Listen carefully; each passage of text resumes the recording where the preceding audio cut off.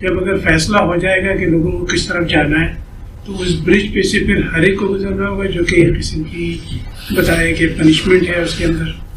یہ ایک رویا ہے رسول اللہ صلی اللہ علیہ وسلم کا، جس میں یہ بتایا گیا ہے کہ اس دنیا میں جس امتحان میں انسان کو ڈالا گیا ہے اس کی مثال کیا ہے.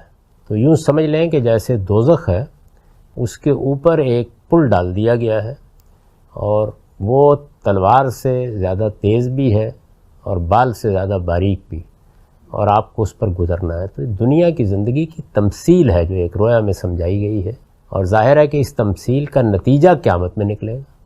جب ہم وہاں اٹھیں گے تو معلوم ہوگا کہ اسی پل سے گزر کے آئے، اور پتہ بھی چل جائے گا کون گر گئے، کس کو آنکڑوں نے پکڑ کے اندر ڈال لیا، اور کون اس سے تیزی کے ساتھ سفر کرتے ہوئے نکل گئے. تو یہ اصل میں اس تمثیل کا بیان ہے، یہ واقعے کا بیان نہیں، لیکن دنیا کی حد تک بالکل واقعہ ہے. اگر آپ غور کریں تو ہم صرف اسی پلسرات سے گزر رہے ہیں. یہ پلسرات یہاں ہے، اس کو یہاں تلاش کریں. علی بھائی اگلا سوال ہے، عموماً بچپن میں یہ بات سننے کو ملی ہے کہ اللہ تعالیٰ نے جنت میں انٹری کے لیے ٹیسٹ کے طور پر ایک خطرناک برج رکھا ہوا ہے جسے پل صراط کہا جاتا ہے، جو کہ بال سے زیادہ باریک اور تلوار کی دھار سے زیادہ کاٹنے والا ہے. اہل جنت اس سے بآسانی گزر جائیں گے، جبکہ کافر اور منافقین کٹ کر دوزخ میں گرتے جائیں گے. کیا یہ بات واقعی درست ہے؟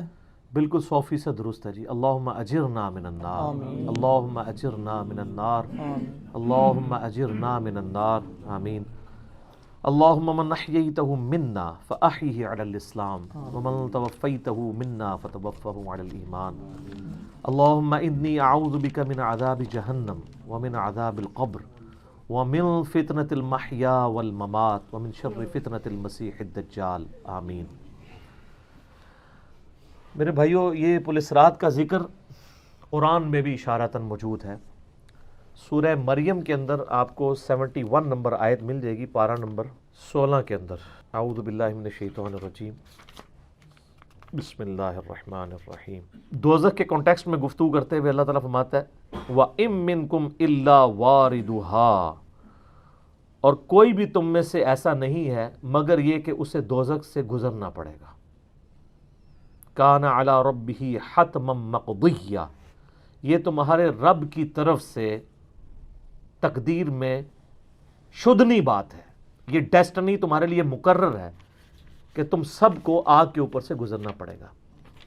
چاہے کوئی جن ہے، انسان ہے، وہ پیغمبر ہے، صحابی ہے، تابعی ہے، نیک ہے، بد ہے، سب کو ایک دفعہ گزرنا پڑے گا. پھر کیا ہوگا؟ ثم ننجی الذین اتقوا ونذر الظالمین فیہا جثیا، پھر ہم نجات دے دیں گے اہل تقوی کو، اور جو ظالم ہیں ان کو گھٹنوں کے بل اسی دوزخ میں رہنے دیں گے. والعیاذ باللہ تعالی. اللہم اجرنا من النار، آمین. بخاری مسلم میں کئی ایک احادیث ہیں پل صراط کے حوالے سے. ایک وہ حدیث جو بخاری اور مسلم دونوں میں موجود ہے. اللہ کے محبوب صلی اللہ علیہ وآلہ وسلم فرماتے ہیں کہ قیامت والے دن اللہ تعالیٰ جہنم کے دونوں سروں پہ ایک پل رکھے گا، یعنی جہنم کو پار کرنے کے لیے ایک بہت بڑا پل رکھے گا.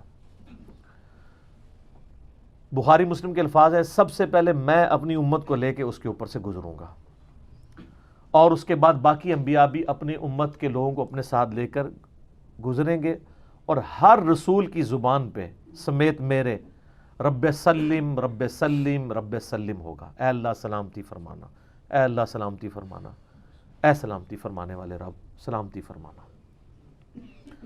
ہم نماز کے بعد بھی مسلم شریف میں دعا ہے نا، اللہم انت السلام ومنک السلام تبارک یا ذا الجلال والاکرام، سلامتی.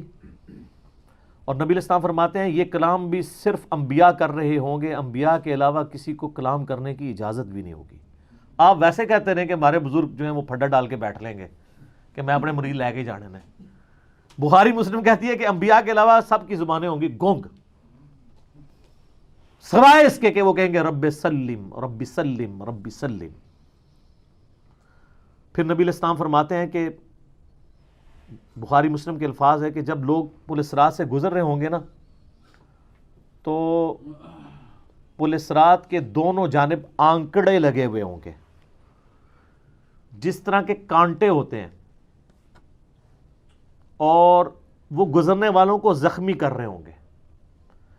اور اٹھا کے مجرمین کو دوزخ میں پھینک رہے ہوں گے. جیسے کرین کی آپ سمجھیں کہ وہ آگے کرین سے وہ چیزیں اچک کے پھینکی جاتی ہیں نا, تو نبی علیہ السلام فرماتے ہیں اس طرح وہ اچک کر جہنمیوں کو اس پل سے گزرتے ہوئے اچک کر پھینک رہے ہوں گے جہنم میں.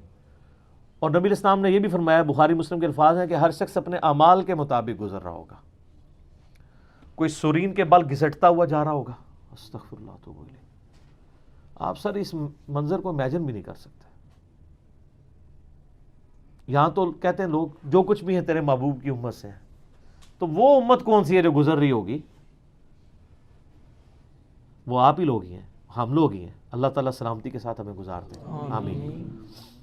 آپ علیہ السلام فرمایا کہ بعض لوگ جو ہیں وہ یعنی تیز رفتاری سے گزر رہے ہوں گے, بعض گھسٹ کے اپنے اعمال کے مطابق گزر رہے ہوں گے, اور پھر لوگ کٹ کے دوزخ میں گر رہے ہوں گے. بخاری مسلم کے الفاظ ہیں, اس پل سے کٹ کے دوزخ میں گر رہے ہوں گے, پھر وہ دوزخ میں رہیں گے یہاں تک کہ اللہ تعالیٰ ان کے لیے کوئی فیصلہ فرما دے. وَلِعَوْذُ بِاللَّهِ تعالیٰ, اللہ تعالیٰ کی پناہ. اللہم اجرنا من النار, آمین ثم آمین. صحیح مسلم میں ایک حدیث ہے, ابو سعید خدری کہتے ہیں کہ ہمیں یہ بات بھی پہنچی ہے کہ وہ پل جو ہے وہ تلوار کی دھاڑ سے زیادہ تیز اور بال سے زیادہ باریک ہوگا. یہ الفاظ بالکل صحیح ہیں صحیح مسلم کے اندر. تو اس پل سے تو کوئی بندہ مہارت کے ساتھ بھی نہیں گزر سکتا, کوئی چائنی بھی نہیں گزر سکتا. وہ جو تو یہ اس کے اوپر سے گزرنا ایک معجزے والا معاملہ ہی ہوگا جس کو اللہ تعالیٰ نجات دے گا. اور یہ جو میں نے آیت پڑھی نا سورہ المریم کی آیت نمبر 71, اس کے کانٹیکسٹ میں کتاب التفسیر چیپٹر میں امام ترمذی اسی آیت کو ہیڈنگ بنا کے نا اس کے نیچے ایک حدیث لے کے آئے ہیں. یعنی یہ جو میں نے کہا نا قرآن میں پل صراط کا ذکر ہے, امام ترمذی کا بھی یہی فہم ہے.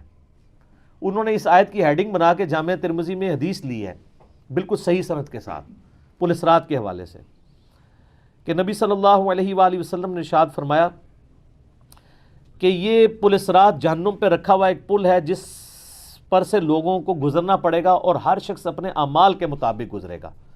بعض لوگ بجلی کسی تیزی سے گزر جائیں گے, جیسے آسمان سے ایسے بجلی کڑک کے نیچے پتہ ہی نہیں چلتا, ود ان سیکنڈس. بعض ہوا کی تیزی سے گزریں گے جو اس سے کم نیک ہوں گے. بعض گھوڑ سوار یا اونٹ سوار کسی تیزی سے گزریں گے, بعض بھاگتے ہوئے گزر جائیں گے, اور بعض جو ہیں وہ پیدل چلتے ہوئے, اور بعض سرین کے بل گھسٹتے ہوئے. سر اتنا لمبا پل, پتہ نہیں کتنی مسافت ہے. بلکہ بخاری مسلم میں الفاظ ہیں, نبی علیہ السلام فرمایا کہ اس پل کی لمبائی اللہ ہی بہتر جانتا ہے, مجھے نہیں پتا کتنی ہے. ہائے ہائے ہائے ہائے. اور بعض ایسے ہوں گے جو کٹ کے پھر دوزخ میں گر رہے ہوں گے, اور ان کا معاملہ پھر بعد میں اللہ تعالیٰ طے کرے گا کہ ان کے ساتھ کیا کرنا ہے. استغفر اللہ. جامعہ ترمذی میں ایک حدیث ہے, حضرت انس بن مالک جو حضور کو 10 سال تک وضو کرواتے رہے, بخاری مسلم میں آئے. ترمذی میں الفاظ ہیں, وہ کہتے ہیں یا رسول اللہ قیامت الدین آپ میری شفاعت کریں گے؟ فرمایا میں کروں گا. تو یا رسول اللہ مجھے اپنا پتہ بتا دیں, میں آپ کو کہاں تلاش کروں. انہوں نے انشور کیتا ہے, آپ نے فرمایا تم پورے صراط پہ آ جانا. آئے ہائے ہائے, تم مجھے پل صراط پہ دیکھ لینا, میرے امتی گزر رہے ہوں گے, میں ان کے لیے سلامتی کی دعا کر رہا ہوں گا. کہا یا رسول اللہ اگر پل صراط پہ نہ پاؤں, تو آپ نے فرمایا کہ پھر تم میزان عمل پہ آ جانا, جہاں لوگوں کے نامہ اعمال تولے جا رہے ہوں گے. نبی علیہ السلام کا نامہ اعمال نہیں تول رہا ہوگا, آپ کو تو اللہ نے امن دے دیا نا, انا فتحنا لک فتحا مبینا. اور بخاری مسلم میں حدیث ہے, حدیث شفاعت کے سارے نبیوں سے لوگ ہوتے حضرت عیسیٰ کے پاس جب اینڈ پہ آئیں گے نا, تو وہ کہیں گے بس ایک ہی شخص ہے جس کو امن ملا ہوا ہے, تو محمد رسول اللہ کے پاس جاؤ, وہ شفاعت کریں گے. تو آپ علیہ السلام اپنی امت کی خاطر ہی یعنی میزان عمل پہ تکلیف کاٹ رہے ہوں گے. کہا یا رسول اللہ میزان عمل پہ بھی نہ پاؤں تو کہاں جاؤں؟ فرمایا پھر تم حوض کوثر پہ آ جانا, میں وہاں پہ اپنے امتیوں کو مشروب پلا رہا ہوں گا. بخاری مسلم میں درجنوں احادیث ہیں, آسمان کے ستاروں کے برابر اس کے برتن ہیں, اور جو ایک بار پیے گا وہ کبھی پیاسا نہیں ہوگا. جنت میں لوگ مشروب لذت کے لیے پیئیں گے, پیاس کی وجہ سے نہیں پیئیں گے. انہوں نے کہا یا رسول اللہ اگر آپ مجھے پل صراط پہ بھی نہ ملے, میزان عمل پہ بھی نہ ملے, اور آپ صلی اللہ علیہ وآلہ وسلم حوض کوثر پہ بھی مجھے نہ ملے تو پھر میں آپ کو کہاں تلاش کروں؟ آپ فرمایا تم مجھے تلاش کرنا، میں ان تین میں سے کسی ایک جگہ پہ ہوں گا۔ تو بخاری مسلم میں پھر یہ بھی آتا ہے کہ میرے حوض کوثر پہ کچھ لوگ لائے جائیں گے، میں کہوں گا اصحابی اصحابی، یہ میرے ساتھی ہیں، تو مجھے بتایا جائے گا کہ آپ کے بعد یہ دین سے الٹے قدم پھر گئے تھے، انہوں نے دین میں بدعتیں جاری کر دی تھی۔ آپ فرماتے ہیں میں کہوں گا سحقا سحقا لمن غیر بعدی، کو دور کر دو مجھ سے، میرا ان سے کوئی تعلق نہیں ہے۔ بخاری مسلم میں الفاظ ہیں، عبداللہ ابن ابی ملیکہ جب یہ حدیث بیان کرتے تھے تو کہتے تھے اے اللہ ہم تیری پناہ میں آتے ہیں اس چیز سے کہ تیرے نبی کے وفات کے بعد ان کے دین سے الٹے قدم پھر جائے۔ یہ وہی لوگ ہیں جو حضور کی وفات کے بعد مرتد ہو گئے تھے، مسلمہ کذاب کے ساتھ مل گئے، منکرین زکوٰۃ میں شامل ہو گئے، سیدنا ابوبکر کے خلاف کھڑے ہو گئے۔ اور یہ صرف قانوناً صحابہ کے بارے میں صرف یہ حدیث نہیں ہے، عام امتیوں کے بارے میں الگ سے حدیثیں ہیں بخاری مسلم میں۔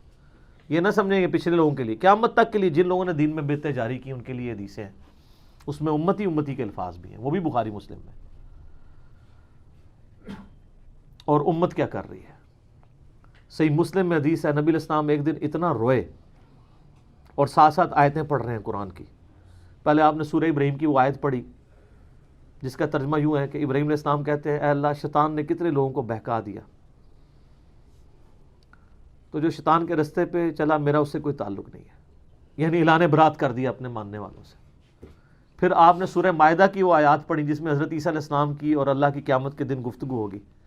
اس میں عیسیٰ ابن مریم کہیں گے اے اللہ جب تک میں ان میں موجود تھا میں ان پر گواہ تھا، جب تو نے مجھے اٹھا لیا پھر تو اور تیرا ان کا تیری مرضی، ان کو عذاب دے یا چھوڑ دے، اعلان برات۔ پھر حضور نے کہا کہ یا اللہ ابراہیم نے بھی اپنی امت سے اعلان برات کر دیا، عیسیٰ نے بھی کر دیا، لیکن میں کہتا ہوں میری امت میری امت۔ آئے ہائے ہائے، صحیح مسلم کے الفاظ ہیں، حضرت جبرائیل علیہ السلام آئے اور کہا کہ اللہ نے مجھے آپ کی طرف بھیجا ہے اور کہا کہ میرے محبوب سے پوچھو کہ اس کو وہ کون سی چیز ہے جو غم زدہ کر رہی ہے، حالانکہ اللہ کو سب کچھ پتا تھا۔ تو آپ نے فرمایا میری امت۔ تو جبرائیل علیہ السلام نے پھر اللہ کی طرف سے بشارت دی کہ نبی علیہ السلام کو کہ اللہ تعالیٰ فرماتا ہے کہ اے نبی آپ غم زدہ نہ ہو، ہم آپ کو آپ کی امت کے معاملے میں قیامت والے دن رسوا نہیں کریں گے۔ تو سبحان اللہ تو ہم پڑھتے ہیں لیکن ہمارے ایسے کرتوت نہ ہو کہ سحقن سحقن لمن غیر آبادی نہ ہو جائے کہیں، سحقن سحقن لمن بدل آبادی نہ ہو جائے کہیں، یہ بھی تو چانسز ہے۔ استغفر اللہ واتوب الیہ۔ نبی علیہ السلام نے تو اپنی محبت کا حق ادا کر دیا، اور مسلم شریف میں حدیث ہے قیامت کا دن وہ ہے کہ جب ابراہیم علیہ السلام بھی میری طرف متوجہ ہوں گے، جس دن کوئی بھی اللہ کی بارگاہ میں کلام کرنے والا نہیں ہوگا، میں ابراہیم علیہ السلام کی سفارش بھی میں کروں گا۔ حضور کی سفارش کے بعد انبیاء کو بولنے کا موقع ملے گا۔ اسی پہ وہ اعلیٰ حضرت کا شعر ہے نا، وہ جہنم میں گرا ان سے جو مستغنی ہوا، ہے خلیل اللہ کو حاجت رسول اللہ کی۔